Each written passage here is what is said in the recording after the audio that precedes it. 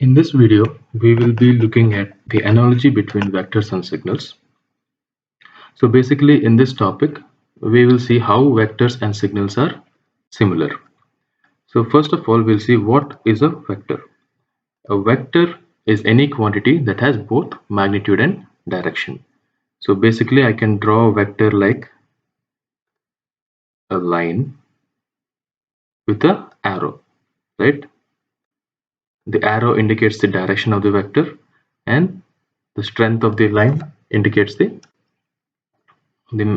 strength of the line indicates the magnitude of the vector, right? So let us consider two vectors here. This is vector v1 and this is vector v2. v1 and v2. Now I can express vector v1 in terms of vector v2 by drawing a perpendicular from v1 to v2. If I want to express one vector in terms of the other vector, all I'll do is just draw a perpendicular from one vector to the other. I'm drawing perpendicular from v1 to v2. So I will be expressing v1 in terms of v2, right? So I can write v1 is equals to c1 to v2. v1 is equals to c1 to v2, where c12 is nothing but the component of v1 along v2, component of v1 along v2. Again, I am expressing the first vector in terms of second vector. When I express any vector in terms of another vector, there is bound to be some error. I can't express one vector in terms of other vector exactly. There will be some kind of error. That error I am considering it as v, right? So this is how we get this expression v1 is equal to c1 to v2 plus ve. Then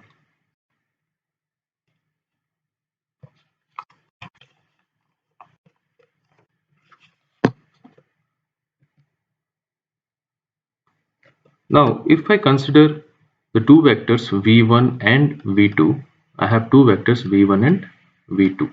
Now let me just take the dot product. We already know what dot product of vectors is, right? v1 dot v2 is equal to v1 v2 cos theta, right? That is the dot product of v1 and v2.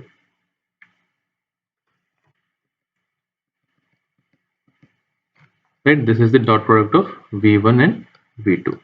v1 dot v2 is equal to v1 dot v2 cos theta. If you remember the vector what we have taken,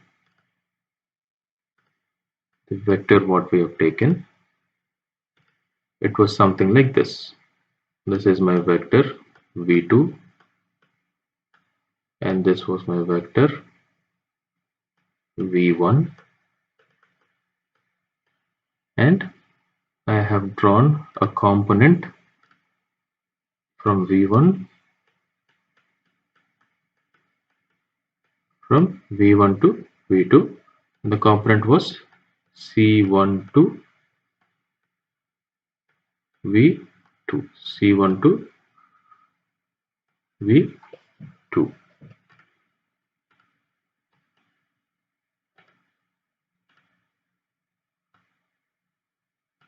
Right? Now from the figure, let me say this is my theta. Theta is the angle between two vectors. So from the figure I can write what is cos theta. Cos theta is nothing but opposite side by hypotenuse, right? Opposite side by hypotenuse. So what is my opposite side? Opposite side is the dotted line. That is nothing but my component. The component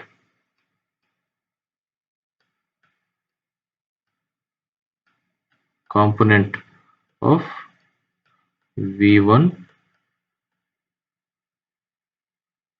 along v2 divided by hypotenuse. Hypotenuse is v1, right? Hypotenuse is v1.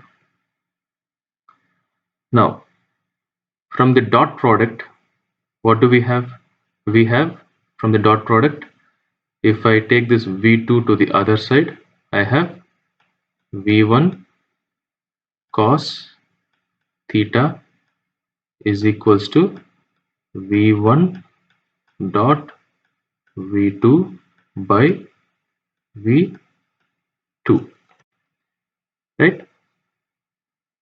In this case also, I'll take v1 to the other side. What will I get? I'll get v1 cos theta is equal to my component of v1 along v2, right?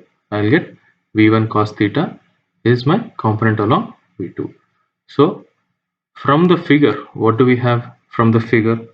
From the figure we have, what is my component of v1 along v2? It is nothing but c12. It is nothing but c12 v2, right? So this is equal to c12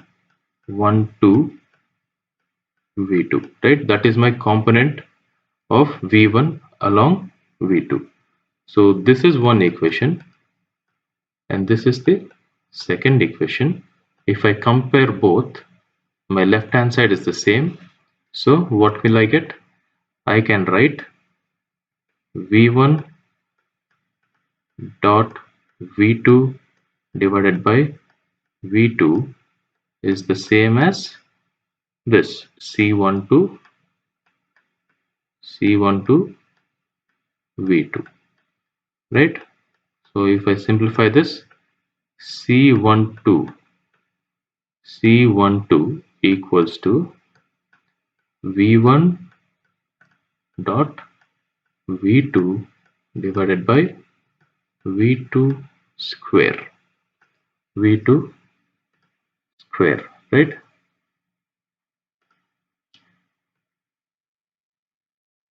v2 square. This is my component of one vector along the other vector.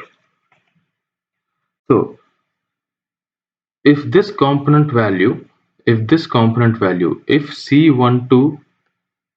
c12 is equal to 0, then what does it imply? c12 equals to 0, it implies v1 dot v2 is equals to 0, right? If c12 is 0, this denominator, when it comes to this side, it becomes 0. So I have v1 dot v2 equals to 0. When is v1 dot v2 equal to 0? v1 v2 cos theta equals to 0. When is cos theta 0? When theta is equals to 90 degrees, right? When theta is 90 degrees, my cos value is 0. So when c12 is equal to 0, when is c12 equal to 0? When theta is equal to 90 degrees. That means when the angle between the two vectors v1 and v2 is 90. When two vectors are separated by 90 degrees, what do we call them? We call them orthogonal vectors or mutually perpendicular vectors. That is what is written here.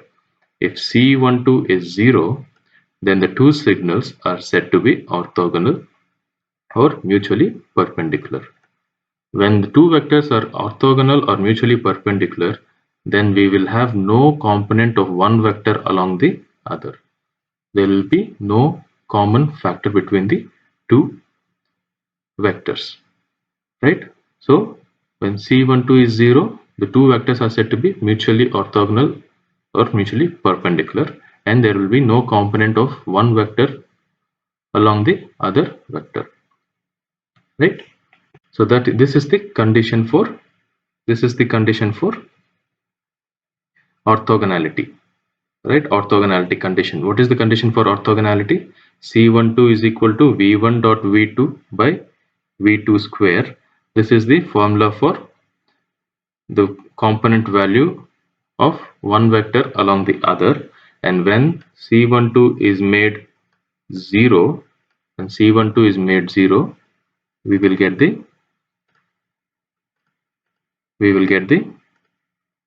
condition for orthogonality, right? C12 is 0 is the condition for orthogonality between two vectors,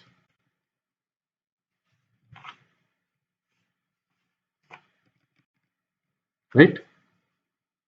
Now let's move on to, this is about vectors. Now we'll move on to signals. We'll apply the same principles to signals. See, there we considered two vectors v1 and v2.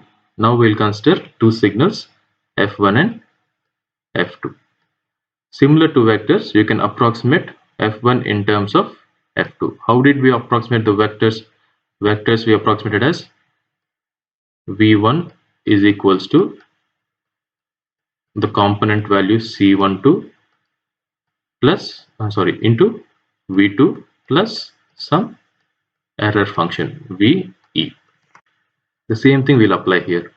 Instead of V1 we have F1 of t, that is equal to C12 into F2 of t plus error function Fe of t. We are defining this over an interval of t1 less than t less than t0, right, over the interval. So f1 and f2 are defined in this interval.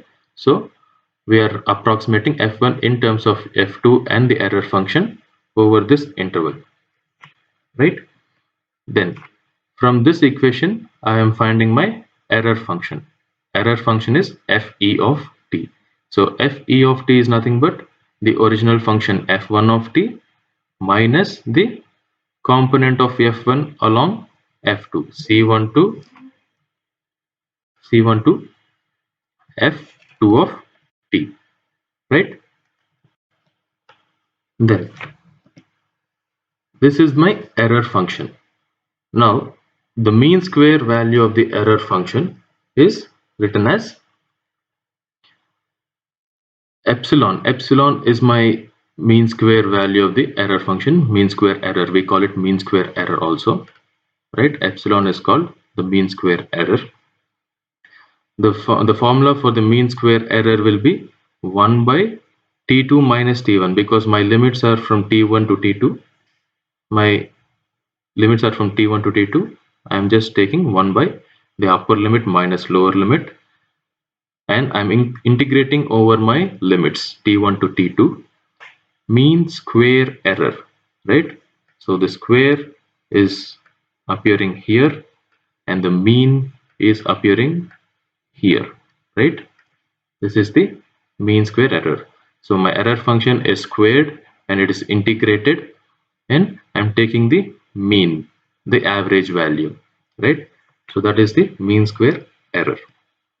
So I'm substituting whatever value I found for Fe of t in place of Fe square of t, right? So f1 of t minus C12 f2 of t,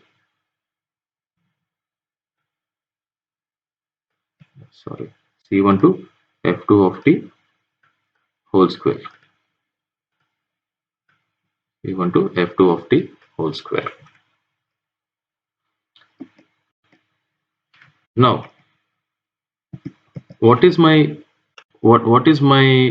aim here? I have to minimize the error, right? I have to minimize the error, right? I have to minimize the error. So error can be minimized how? By taking the difference and the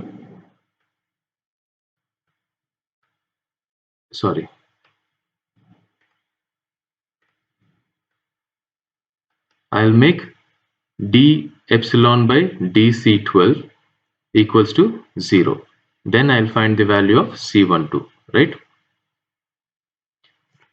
Then let me take d by dc12 on both sides. Here it is 0 also. and I'll make it 0, right? I'm expanding this in the form of a plus a or a minus b whole square. This is a minus b whole square, so I have a square plus b square minus 2ab, right? I will take this entire term to the other side, it becomes 0, and what am I left with? I am left with this. If I differentiate f1 of t with respect to c12, what will happen? It becomes 0. There is no c12 here. Here I'll get 2c12 into f2 square of t, and here I'll get minus 2 f1 of t, f2 of t, dc12 by dc12 becomes 1, right? And further simplifying, we have c1, this is the one, right? So I have integral t1 to t2 to c12 f2 square of t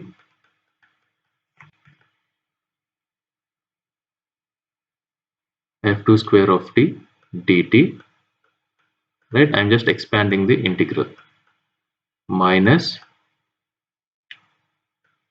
2 integral t1 to t2 f1 of t f2 of t dt equals to 0, right? It is equal to 0. If I take this term to the other side, if I take that term to the other side, I will get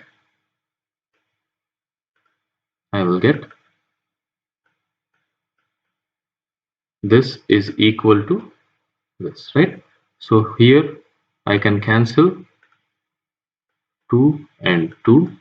C12 is a constant, so I can get this C12 outside. So I can write C12 is equals to integral T1 to T2 F1 of t into F2 of t dt divided by, here I have integral T1 to T2 F2 square of t dt. Okay, this is the value of C12, right? That is the value of C12. Now, what we have to find the condition for orthogonality of two signals, right? When can we say the two signals are orthogonal? When f1 of t has no component of f2 of t, no component along f2 of t, then we will say that the two signals are orthogonal. So if I make C12 as 0, which means the given signals are orthogonal, right? That was the same thing we did in vectors. If I make C12 as 0, the two vectors were orthogonal. So I'll do the same thing here. If I make C12 as 0, my given two signals f1 and f2 are orthogonal. So what happens if I make C12 0? If I take this over this side, I am left with integral t1 to t2 f1 f2 dt is equal to 0. This is the condition for orthogonality, right? This is the condition for orthogonality. If this is satisfied, then we'll say the two vectors, or sorry, the two signals f1 and f2 are orthogonal, right? So if you remember, for vectors we had c12 is equal to v1 dot v2 divided by v2 square, right? So if you compare these two equations here, it was in the case of vectors is similar to the case of signals. Here we had dot product of v1 and v2. Here we have integration over the limits for the product of f1 and f2, right? And in the denominator we had v2 square. Here we had f2 square. So they are similar.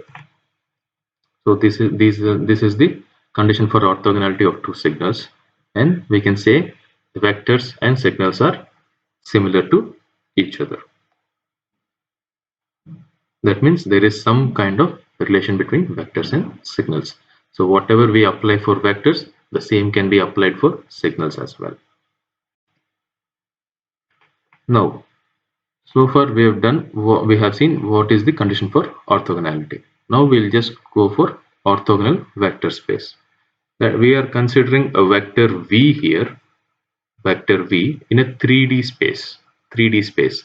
So I have my x-axis, y-axis, and z-axis. So my vector v is given as x1, y1, and z1. This is the points of my vector. X1 is along the x-axis, y1 is along the y-axis, z1 is along the z-axis. Here is my origin. So what is this vx, vy, and vz? They are the unit vectors along x, y, and z-axis respectively.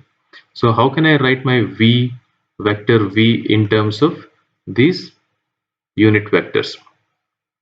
I can write it as x1 along x-axis. So x1 dot vx, this is the component of v along x-axis. It is the component of v along x-axis. Similarly, y1 dot vy, this is the component of v along y-axis, and z1 dot vz is the component of vector v along z-axis. Since all the vectors vx, vy, and vz are mutually perpendicular, right? They are mutually perpendicular. The angle between x and y is 90 degrees.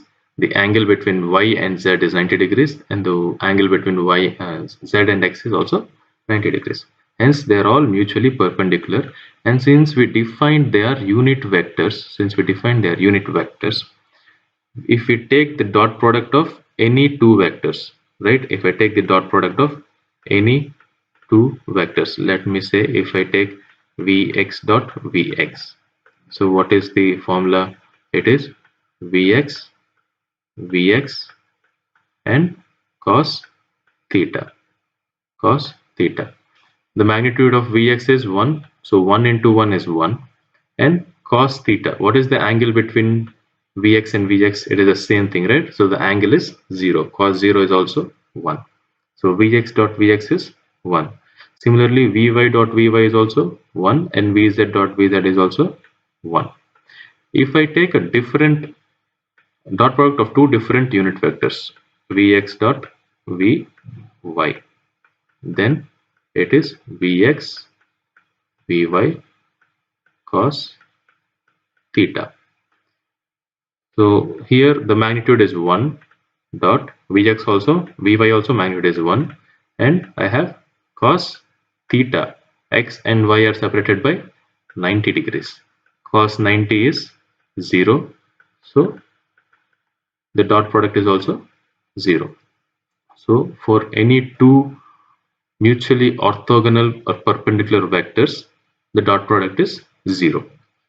So this equation I am generalizing, vm dot vn, where m is equal to n, the product is 1, the dot product is 1. When m is not equal to n, in this case, when m is not equal to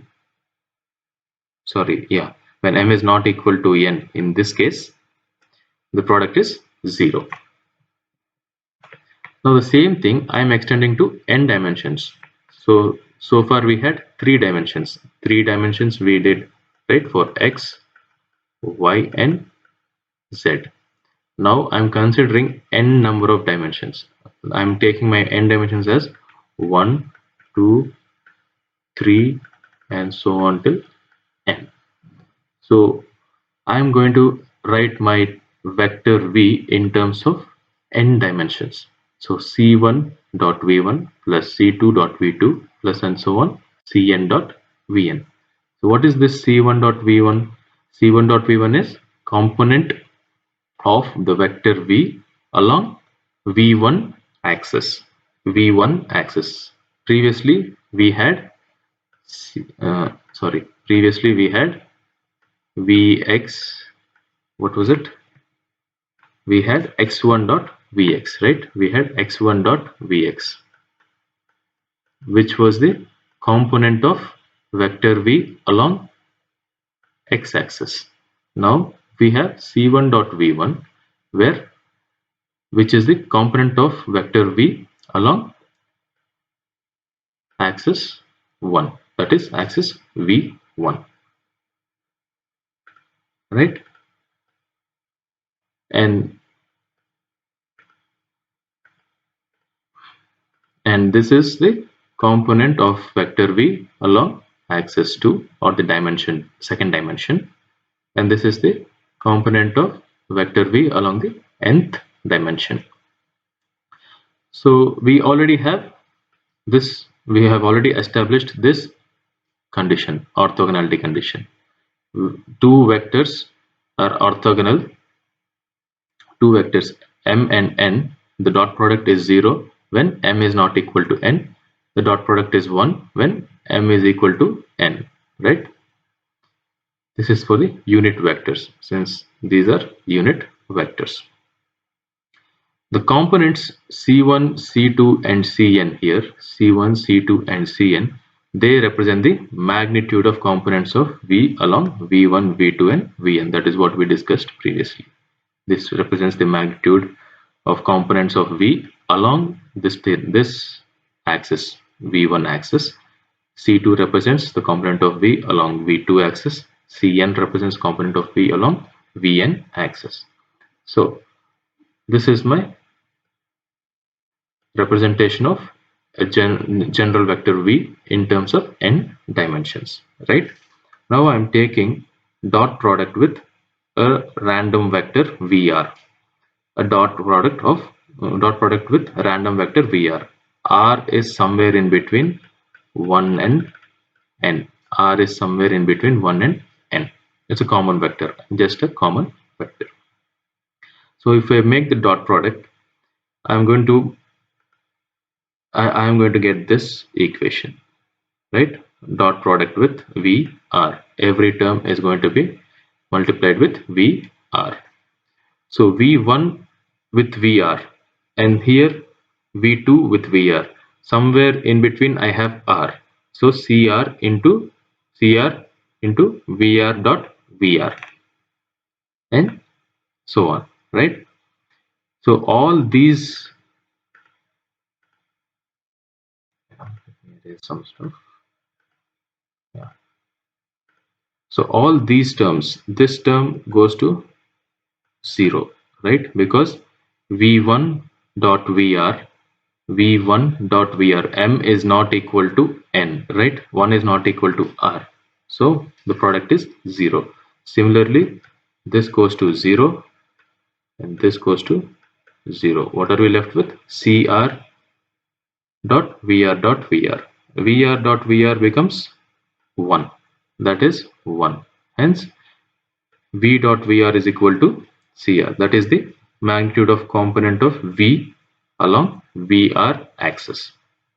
Right? Cr is nothing but the magnitude of the component of v along vr axis. So the same thing we are just summarizing here, right? Now,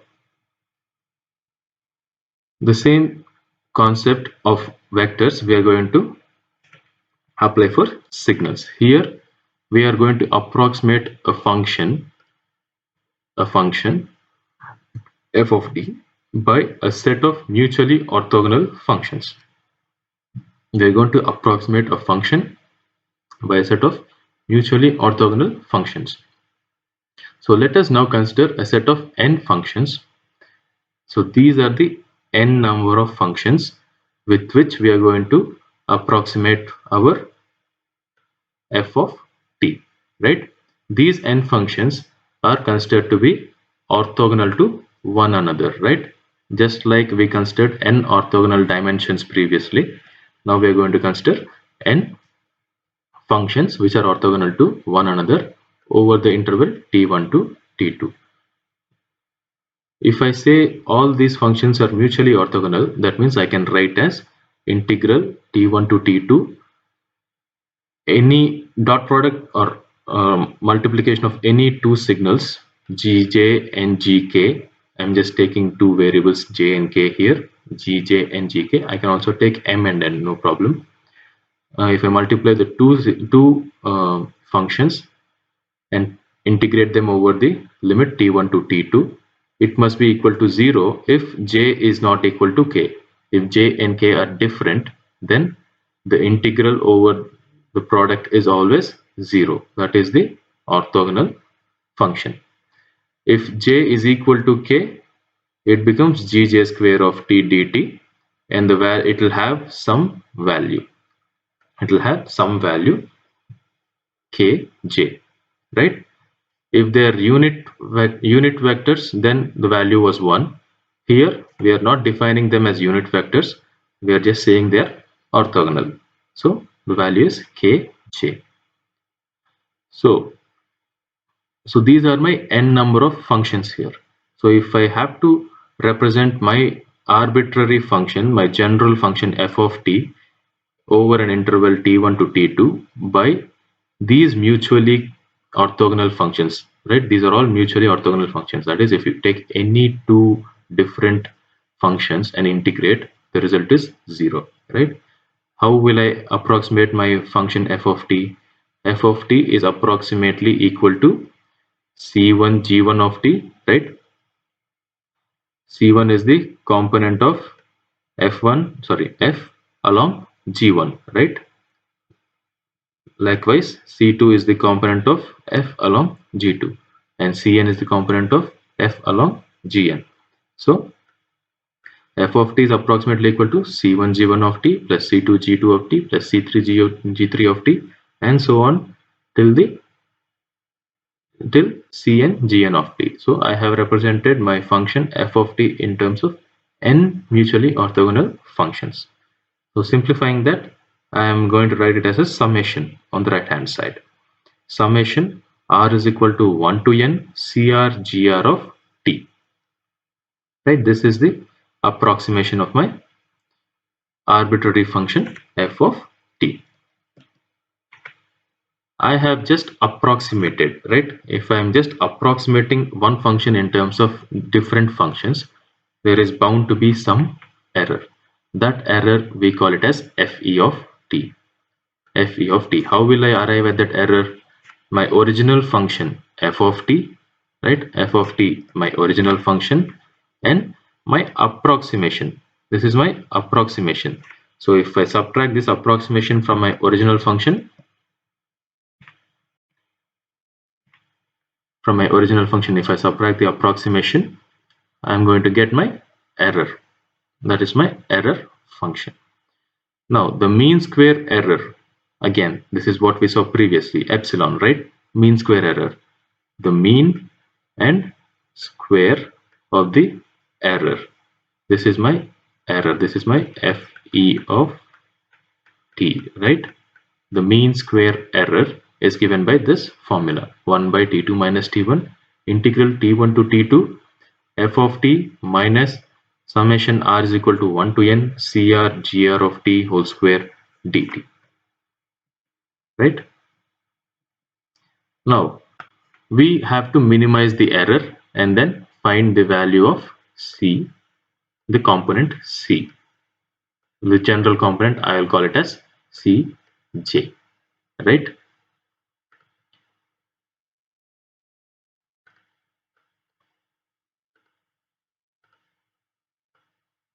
Cj, where j is some value in between 1 and n. So let me take d by dcj and d by dcj of my mean square error epsilon and equate it to 0. I'll equate it to 0. So this is my epsilon. This is my epsilon. I'm taking the differentiation with respect to Cj and equating it to 0. Right? If I expand this, what will I get? I will get f of t minus c1 g1 of t minus c2 g2 of t minus, I'm taking some j in between 1 and n, right? And so on, minus cj gj of t and so on, minus cn or cn gn of t, right? cn gn of t. This is all under square, right? This is all under square. So if I differentiate with respect to cj, if I differentiate with respect to cj, this term, and all other terms except cj term goes to 0, right? Everything else goes to 0, right? So I will not consider all these terms. I'll only consider this term, right? So I'm left with f of t minus cj gj of t whole square. So now I'll expand that in the form of a minus b whole square. So f square of t plus cj square gj square of t minus 2 cj f of t gj of t dt equals to 0. Okay, and I have already taken this constant outside, and to the other side, right hand side, it becomes 0. Now I will differentiate with respect to cj. If I differentiate with respect to cj, my f2 square of t becomes 0, right? And here I'll get 2 cj gj square of t minus 2 cj, sorry, minus 2 cj gets cj goes to 1, cj becomes 1, and f of t gj of t dt equals to 0. Simplifying this, now what I'll do, I'll just separate the integral, right? I can write it as dt minus integral t1 to t2 equals to 0, right? So if I take this term to the other side, I'll get t1 to t2 to cj gj of t square dt equals to, it becomes positive 2 f of t gj of t dt, right? Now 2 and 2 gets cancelled, 2 and 2 gets cancelled, and cj I can bring it outside, and the remaining integral here I'll get it to the denominator on the right hand side, right? Remaining integral is on the right hand side. So my cj value is integral t1 to t2 f of t gj of t dt divided by integral t1 to t2 I have gj square of t dt, right? This is my value, this is the formula for value of any component along the axis j or r. In general I'll write it as r also, no issue, right? Here the denominator I'm representing it as kj, denominator I'm representing it as kj. So basically, for n functions which are mutually orthogonal to each other over an interval, it is possible to approximate f of t by a linear combination of these three mutual functions like this. This is what we had in the previous slide. Now, we have been we have been talking about mean square error all along, right? Epsilon mean square error all along. Now let us evaluate an expression for this mean square error. This was the formula we had for mean square error. This is the mean over the interval, and this is the error function fe of t, and the square of the error function, right? So I'm just expanding this function. F in the form of a minus b whole square. So first one is a square, f square of t. Second one is plus b square. So summation r equal to 1 to n cr square gr square of t, and I'm also multiplying the integral inside. Okay, so I'm getting integral t1 to t2 gr square of t dt minus 2ab,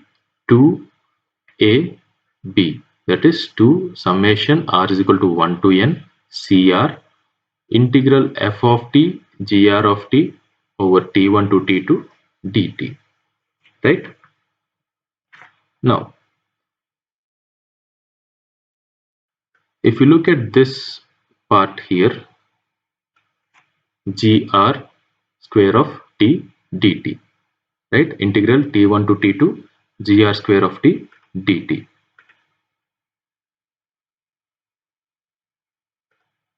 right? Integral t1 to t2 gr square of t dt. Here we have gj square of t dt, right? So this part I am writing it as kj here, right? So how can I write the next one? I had in the previous slide summation t1 to t2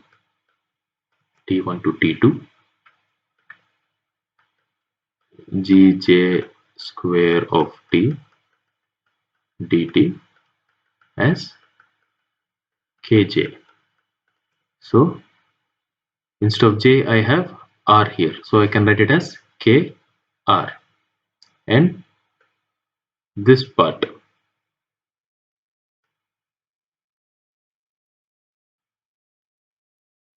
here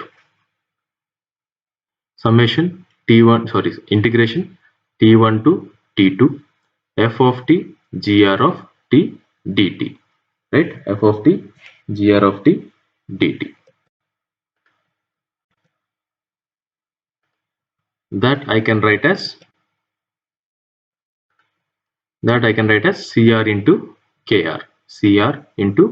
kr. Now I will simplify this expression further.